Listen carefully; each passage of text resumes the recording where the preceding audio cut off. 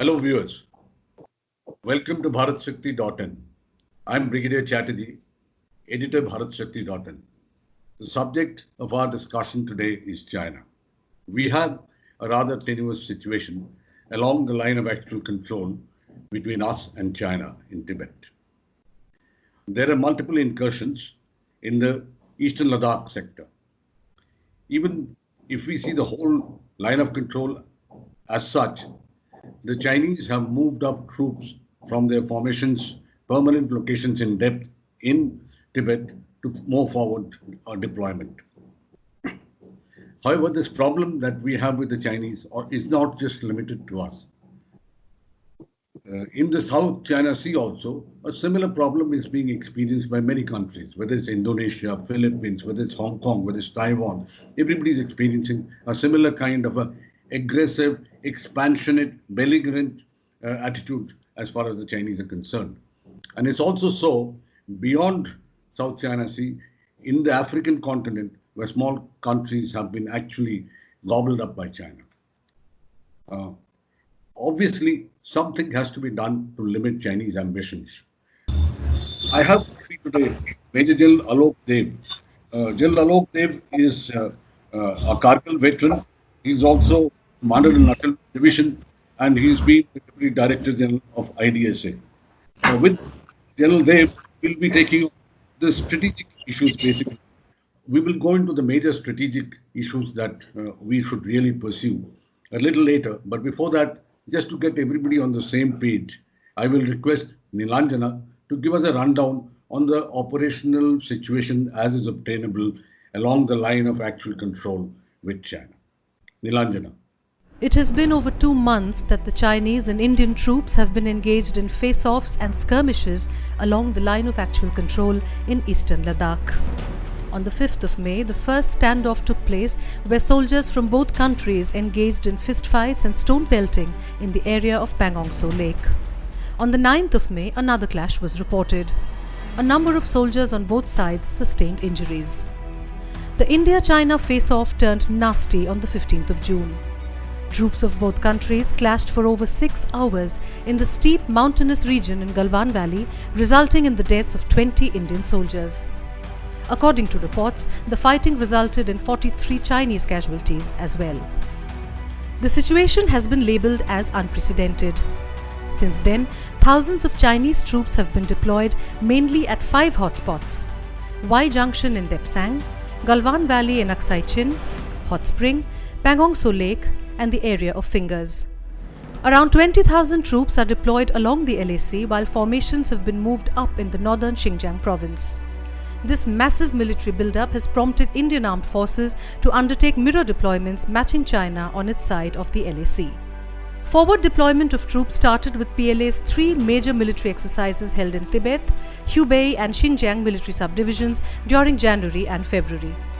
PLA's Western Theatre Command based in Tibet showcased its military prowess and deployed helicopters, armoured vehicles, heavy artillery and anti-aircraft missiles across the mountain ranges of Tibet and Aksai Chin. Troop deployment can be better ascertained through this map. Chinese troops have been deployed in the areas depicted in the red lines. Various formations like the 4 Mechanized Division has been moved near the LAC. The 6 Mechanized Division has also been brought forward. Behind them in yellow is Tianshui Hui military areas where the exercises were conducted by Chinese land forces. These forces stayed back and then came forward towards their side of the Galwan Valley and the Hot Spring.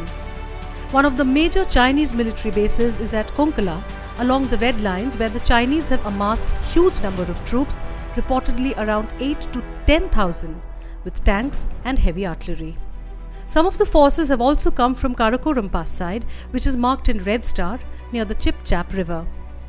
They had also conducted exercises in that area.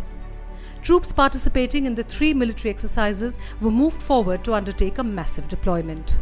The Chinese have also been releasing propaganda videos. This video is about their exercise in high altitude areas of Tibet, Xinjiang under the Western Theatre Command. These videos have been regularly released by the People's Daily and PLA Daily. T-15 light tanks and some of the artillery guns reaching high altitude areas have been shown. They bombard us with these videos and photographs as a part of their psychological warfare operations. The 6th Mechanized Division is the main force deployed in the areas of Galwan Valley and Hot Spring on their side of the LAC. On this map, you can see the Shiok River and Patrol Point 14 in red color towards the west of LAC, where the Indian Patrol Point 14 exists. That is where the clash occurred on the 15th of June. Currently, a phased disengagement and move back is being executed by both sides in the Galwan Valley area. A similar exercise is being tried in the Hot Springs area. They have also moved hundreds of aircraft to Tibet, as you can see in the map, to the airfields at Hotan, Nagari, Lhasa, Shannan, Ningchi, Shenghao in the interior and Kunming in the Yunnan province. You can also see the matching airfields of India in the map in blue color, bordering Arunachal Pradesh, Assam Chabua and Tezpur to the east, right up to Leh and Ladakh. With all these airfields, India can bring to play adequate air power if the situation calls for it. India has a definite edge in the aerial dimension of the warfare if it were to happen.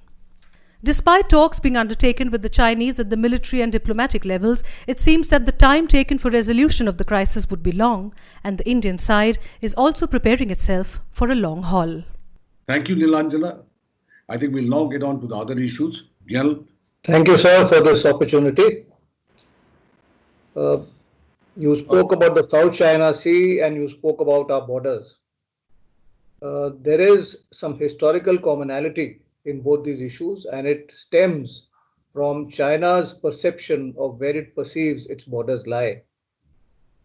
That said, the differences with us with regard to the line of actual control started in the early 50s when Red China rolled into Tibet and the People's Liberation Army took over Lhasa.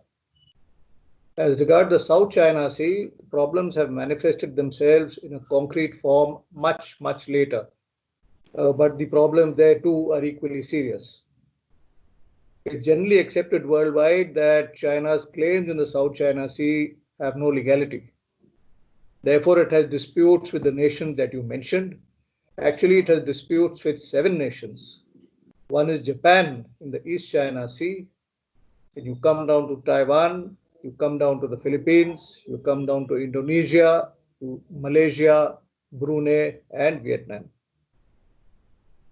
Incidentally, last year around this time in June, July, there was a major incident when the PLA Navy sank a Philippines fishing vessel with 22 fishermen on board. And these people were then rescued by the Vietnamese Navy. This year, April has been a very jam-packed month. On the 3rd of April, a Chinese Coast Guard ship sank a Vietnamese fishing vessel in disputed waters of the Paracels. Again, on the 13th of April, the Chinese sent their geological survey ship in Vietnam's EEZ, raising hackles. And on the 18th of April, China announced that they had set up 2 administrative districts in the Paracels and the Spratlys to show that they are consolidating their de facto hold and trying to make it as de jure as possible. But this hasn't been taken lying down. There's been a strong pushback. As we speak, 2 carrier groups of the United States Navy, as you're aware, the Ronald Reagan and the Nimitz, they're exercising in the South China Sea. There are B-52 bombers which are flying all over.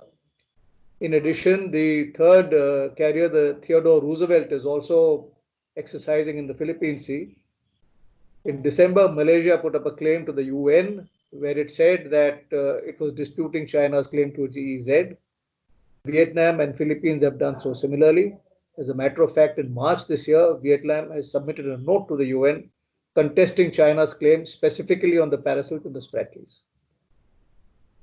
ASEAN has issued a very strong statement. For ASEAN, that is, 10 nations, 5 of them are already involved in the dispute. And they have said very clearly that for the South China Sea to be a zone of peace, everybody has to abide by the rules of the game, common laid down rules. That's the closest they've got to actually naming China. Australia has updated its national defense strategy. Instead of being purely defensive, Australia has now gradually opened up to becoming into a position of deterrence and acquiring the wherewithal necessary for that. As regards correlation with the northern borders is concerned, China has got its toolkit from which it keeps pulling out various tools from time to time. But what they're doing here is essentially what they've done elsewhere. They're creating disputes where none exist, as in Galwan. They are exploiting whatever are the laid down norms. If you cannot use firearms, then you use force. And thirdly, they are going in for salami slicing wherever they can. Wherever there is a dispute on territory, they are making ingress, attempting to make ingress. And all this is being supplemented by information warfare and through dubious legal means, which we term as lawfare. At the end of it all, as to why did they do it in the first place, the operational reason could very well be that they were worried about what the road, that famous road, implies for them, the DSDBO road, what it implies for their future plans across the Aksai chain, and what our last mile connectivity across this might imply. But the larger strategic reason probably is that they wanted to show India its place, as per again their perception. But the operational reason, the immediacy of that operational reason, might have dictated the strategic reason. That's what I feel. Right. Generally, you're talking about information warfare, information operations when you were answering the last question. Well, the Chinese reputation is perhaps at its worst right now in the whole world. It's not just an effect of, the way they have been there behaving across the line of actual control, but it is also the COVID-19 factor. Add to the COVID-19 factor the fact that 20 of our boys were killed in Galwan and killed by very crude weapons, the kind of weapons which is not seen any longer anywhere in the world. So all this put together, I think the Chinese are also in a corner. And it's time for us to capitalize on it, use our information operations capabilities, spread out to the whole world perhaps, decide on the themes, decide on the target audience, and carry out proper information operations. I couldn't agree more. The fact is, 20 of our men have died. This is something which India will not forget easily. However, the negative news about China is so much, the larger picture we can never forget. China is responsible squarely for spread of COVID. This has destroyed nations, this has destroyed economies, this has destroyed livelihoods. This is something which has happened on a global scale. I don't think the world is going to forget China on this issue very soon. They have been very, very responsible. By no means have they acted like a member of the G2. They've acted like irresponsible juveniles. And when you link this up with their predatory practices, whether it is debt traps to the BRI, exploiting locals worldwide, especially in Africa these days, with African nations speaking about it, economic arm twisting of Australia, outright breaking of treaties in Hong Kong, repression of the Uyghurs, sterilization, and by behavior in Ladakh, it's actually lost India. So what are the issues we need to bring to the fore? The first is to emphasize that China is not a benign power. It is a malignant force. That is increasingly becoming visible. It doesn't play by the rules. It doesn't respect international treaties, whether it is the South China Sea, whether it is Hong Kong, whether it is our border agreements, whether it is on intellectual property. Other actions like bankrupting nations through loan recovery, they show the dangers of doing business with China, a country which has proved that it cannot be trusted over and over again, proved that it cannot be trusted. There's just too many risks of dealing with it. This is obvious. It's time also now to talk about the situation in China. You would be aware that two exiled Uyghur groups, basically they call themselves the East Turkestan movement. They have two names for it. They have filed a case in the International Criminal Court yesterday and calling out the government of China for the repression of Uyghurs and the sterilization and the concentration camps. This is the first time this has happened. There's a high-profile Tibetan diaspora in India. They are looking towards India and the rest of the world to provide leadership. We are seeing what Hong Kong is doing. Probably the time has come for us to discuss these in much greater detail. We shouldn't shy away from this anymore. Take this in connection with the one China policy which China keeps talking about. Our late foreign minister, Mrs. Sushma Swaraj had said it brilliantly when she said, "One China is predicated on one India." See the behavior of China in the United Nations when they've been talking about Article 370 and POK at the top of the hat.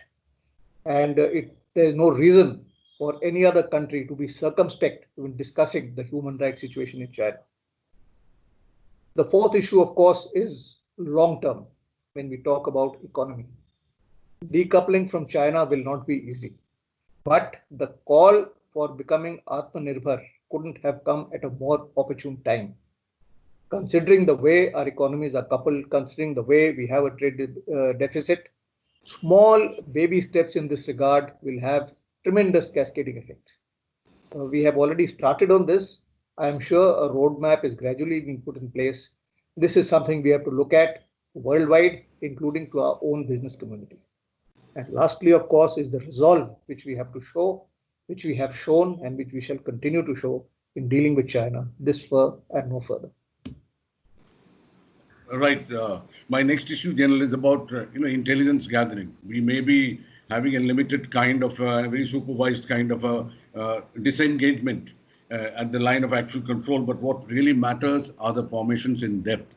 They have moved their formations, which were there in the Tibetan region, closer to the line of actual control. They've also moved certain formations from outside the Tibetan region into that area, perhaps for application over here in case required. So we have to really keep a track of these formations. How are they placed, and whether they are being moved back or whether they are not being moved back, whether they're being moved forward or not being moved forward. So how do you see us using our resources and resources that we could possibly muster from friends and partners in keeping the intelligence picture absolutely updated? We must be clear about one thing, that intelligence resources are never going to be adequate.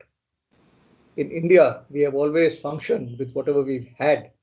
We have grown, our resources have grown, but as of now, there's a lot more to be done in that field. And I think I can speak with absolute openness on this without knowing exactly what our resources are.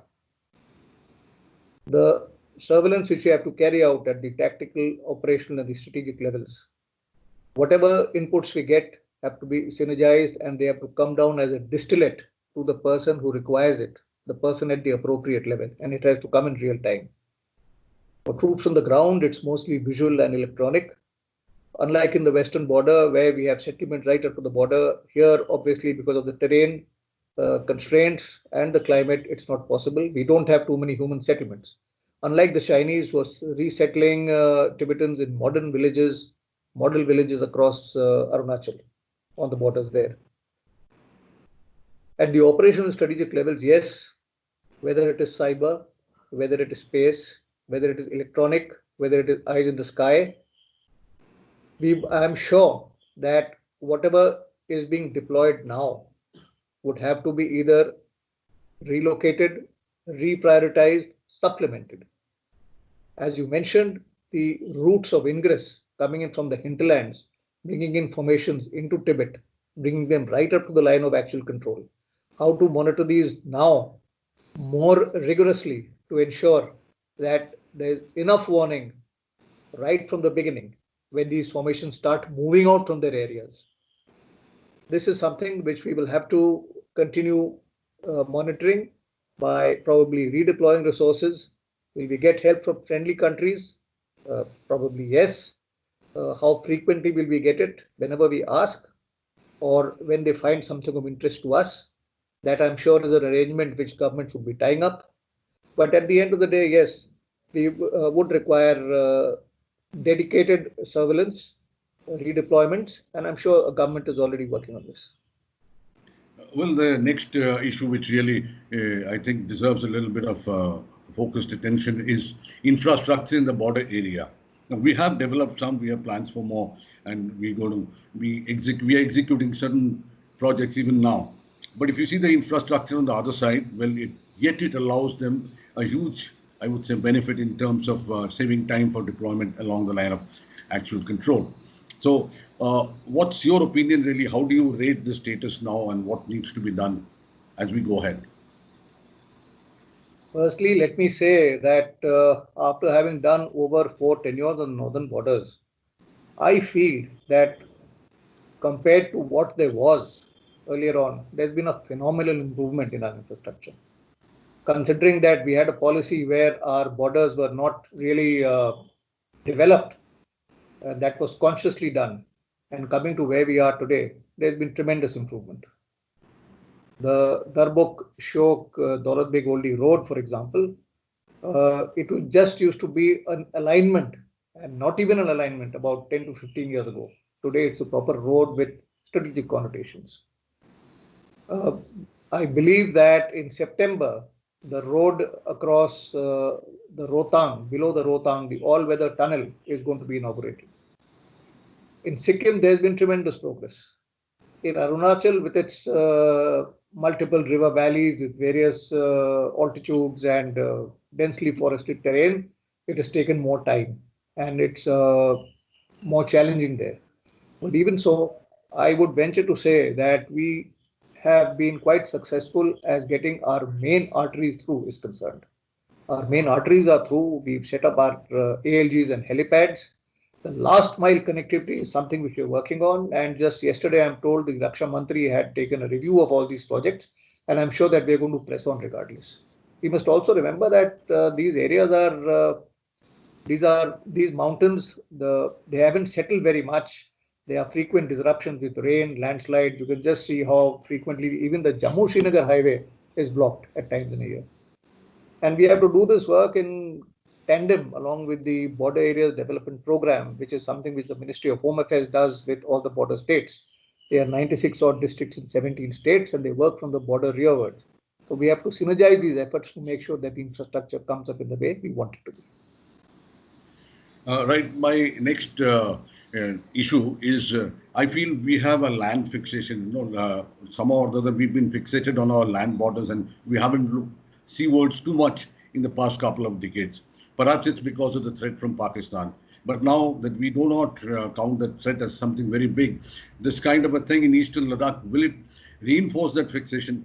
We haven't had the Navy getting too much of a budget, though the Navy would have a huge role to play. Should we have something really hot on our, even in our eastern Ladakh line of control along that? The Navy has a huge role to play in the Malacca Straits area, etc. What do you say? If we reinforce that land-centric fixation, then India will be doing an injustice to itself. We have a vision of the Indo-Pacific. We have a vision of Sagar. We have a vision of where we are going to be at a certain span of time. Yes, we have a problem in the borders. We have a land force to deal with it. We have an air force to deal with it. Obviously, the Navy can't deal with it. The Navy has to complement, stroke supplement. For that, the government has to take a decision. If we are going to use the Navy to ease tensions on the land borders, then the Navy has to be tasked accordingly. And yes, then we could take the Navy on missions in contested waters and then be prepared for escalation. That always remains an option. However, in the larger context, as far as India's Navy is concerned, India's maritime fleet is concerned, there's no doubt in my mind that the way forward is to have a strong Navy. In any case, the budget of the Navy compared to the other services is comparatively lesser. Of course, it's a smaller service, and it slipped to around 15% or slightly below 15% in the last couple of years. There's a long way for it to go. So I think we need to look at the Navy positively, and we should not get fixated on land. We should continue to push the Chinese back on land. And for that, we will need a strong army, we will need a strong air force. And for India's vision, we need a strong Navy. So it amounts actually to looking at defense holistically and ensuring that the entire defense sector is propped up. Thank you, General. One last question. It's a very simple construct, but I guess to answer that, it's a little complicated. What are the Indian options that you see today? It would be very easy for me to give some options about pushing person A back at some point and doing something else. But if we are looking at India's long-term strategic options, we first see how this disengagement plays out. It's early days yet. We have to verify, and verify. We see how it plays out. We see how much they go back, we see how much they abide. But the lesson about China keeps getting reinforced. So, in the long term, the option is to ensure that we are independent of China and we stand on our own and we show China China's place. And for that, a proper China policy articulated, made by government, people made to understand this, and all in the context of a national security strategy. That is what I would say. Thank you, General. I think we'll finish up on that note. As I understand, you want the military to be prepared in all its dimensions. The Navy, Air Force is also the Army, plus intelligence gathering, infrastructure, all those issues. Thank you so much. It's been a very nice discussion. And viewers, thank you so much. And I hope you'll keep logging in now and then, and you'll find such interesting discussions for you. Thank you, General. Thank you. Thank you.